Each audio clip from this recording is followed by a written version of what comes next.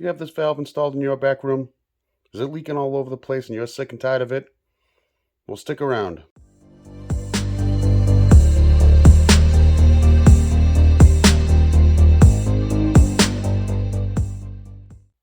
Today, I'll show you a quick breakdown on how to disassemble, inspect, and rebuild the general pump 3/4 unloader valve, part number cwr4525.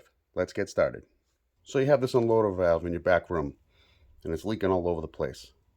Typically, out in the field, I usually see it leaking either at the grease fitting or it leaks right out of the top of this hole, peeing water all over the floor.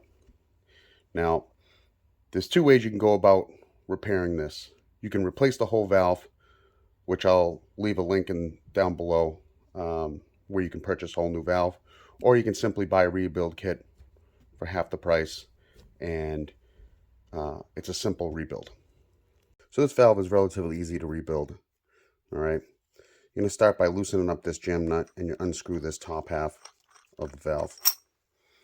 There's only two items in here you have to worry about. You got the spring itself, body, and then this other piece is the other piece you have to worry about.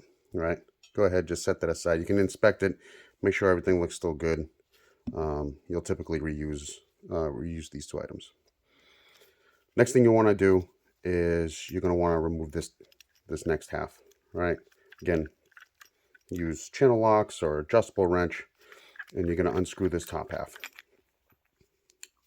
What I'll do right now is I'm going to put this aside. I'm going to talk about the main body.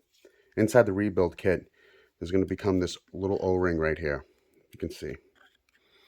And this metal O-ring has a black rubber O-ring in here that tends to fail. So I usually just take a flathead and I'll go ahead and I kind of just pry up until it pops up. It comes out relatively easy. The rebuild kit will have a brand new one of these.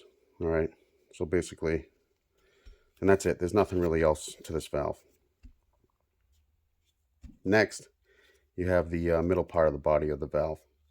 Basically what happens, this plunger has a series of O-rings in it as well, and this also tends to fail. So basically in the rebuild kit, this whole piece will come assembled like this. The only thing that doesn't have is grease. So you'll pack this middle section with grease, and it's pretty much ready to go. Again, there's nothing else in this valve. So what you'll do is you'll take it, once it's packed with grease, you'll put it in, and you're going to basically just push it all the way down until it bottoms out. This is pretty much ready to go. You'll take the new metal and rubber O-ring that comes in the rebuild kit, and you're going to simply just drop it in and just kind of press it in until it sits flat. All right, you go ahead, put everything back together.